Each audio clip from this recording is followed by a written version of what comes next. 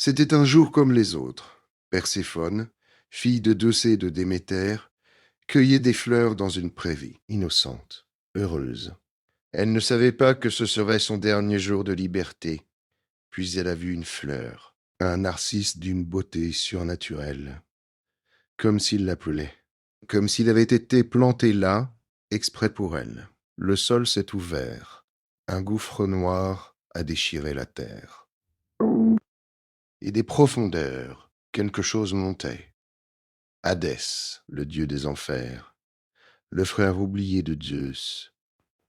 Il était venu chercher quelque chose, quelqu'un. En un instant, il l'a saisi.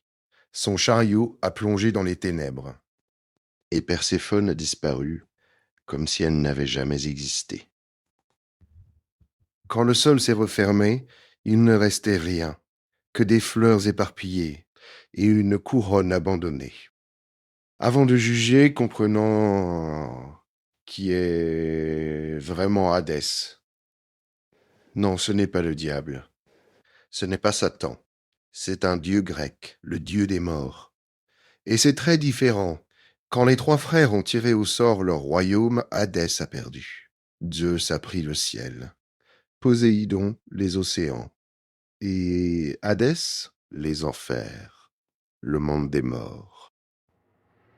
Pour l'éternité, pendant des millénaires, Hadès a régné seul. Aucun dieu ne lui rend visite, aucun mortel ne le prie. Il n'est pas craint parce qu'il est méchant, il est craint parce qu'il représente ce que tous redoutent, la mort.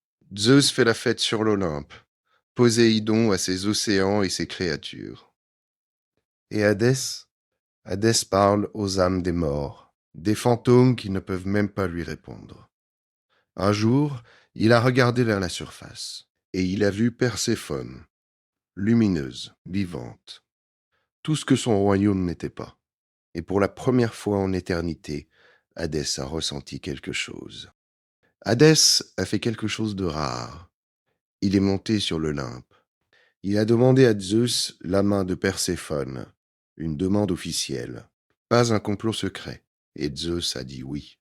Sans consulter Perséphone, sans prévenir Déméter, le roi des dieux a donné sa fille comme on offre un cadeau. Déméter ne savait rien. Personne n'a pensé à lui demander son avis. Après tout, dans l'Olympe, les mères n'ont pas leur mot à dire. Zéus a même aidé. Le narcisse magique, c'était un piège. Planté exprès pour attirer Perséphone vers l'endroit où le sol pouvait s'ouvrir. Résumons les faits. Hadès a demandé la permission. Zeus l'a accordée. Et ensemble, ils ont planifié l'enlèvement, sans jamais demander son avis à Perséphone. Alors, oui, Hadès a enlevé Perséphone, mais il avait la permission du roi des dieux. Est-ce un crime ou un mariage arrangé qui a mal tourné? Au début, Perséphone était terrifiée. Elle était passée des champs ensoleillés au royaume des morts. Qui ne le serait pas? Mais Hadès ne l'a pas maltraitée. Il lui a montré son royaume, les jardins souterrains, les cristaux lumineux. Il l'a courtisée respectueusement. Et quelque chose d'inattendu s'est produit. Perséphone a commencé à voir Hadès autrement, pas comme un monstre, mais comme un dieu solitaire. Incompris. Dans certaines versions de l'histoire, Perséphone ne voulait pas partir. Elle avait trouvé quelque chose aux enfers qu'elle n'avait pas sur terre. Le pouvoir, l'identité. Avec sa mère, elle était la fille de Déméter. Aux enfers, elle était la reine. Personne ne pouvait lui dire qui être. Et puis il y a eu la grenade, le fruit des enfers. Celui qui lit quiconque le mange au royaume des morts pour l'éternité. La grande question, Hadès lui a-t-il donné la grenade pour la piéger? Ou Perséphone l'a-t-elle mangée volontairement? 6 graines, elle a mangé 6 graines. Pas une, pas deux. 6. Était-elle vraiment si affamée? Ou savait-elle exactement ce qu'elle faisait? Ces 6 graines ont scellé son destin. 6 mois par an aux enfers. 6 mois sur terre pour l'éternité. ou exactement ce qu'elle voulait. Regardez son visage après avoir mangé le fruit. Est-ce le visage d'une victime ou celui d'une femme qui vient de prendre le contrôle de sa vie?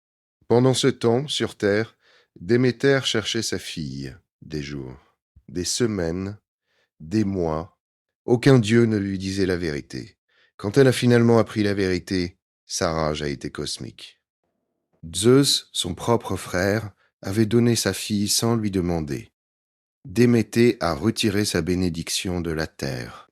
Si elle ne pouvait pas avoir sa fille, alors personne n'aurait de récolte. Plus jamais. L'hiver éternel est tombé sur le monde.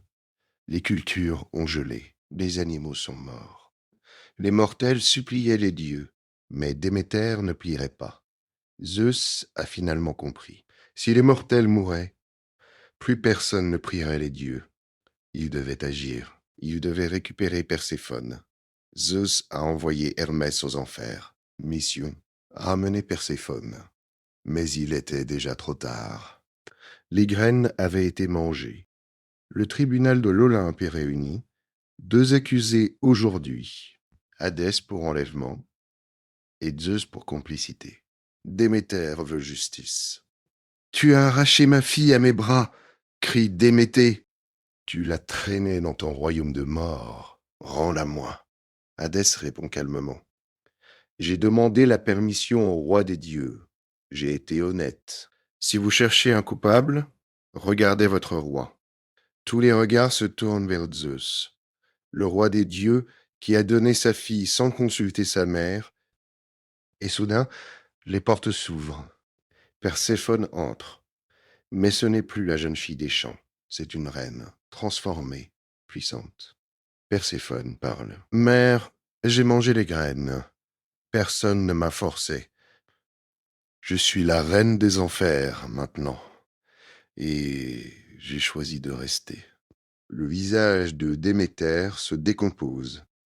Elle voulait sauver sa fille, mais sa fille ne voulait peut-être pas être sauvée. Zeus rend son verdict, un compromis. 6 mois aux enfers avec Hadès, 6 mois sur terre avec Déméter, pour l'éternité. Et c'est ainsi que les saisons sont nées. Quand Perséphone est avec sa mère, le printemps fleurit.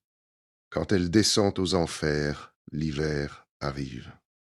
Hadès et Perséphone règnent ensemble, le seul couple fidèle de toute la mythologie grecque. Est-ce vraiment l'histoire d'un monstre et sa victime? Alors qui est le vrai méchant? Hadès qui a pris sans demander à la marier, Déméter qui a gelé le monde entier, ou Zeus qui a tout orchestré dans l'ombre? Dites-moi en commentaire, équipe Hadès ou équipe Déméter, et abonnez-vous pour la prochaine enquête mythologique.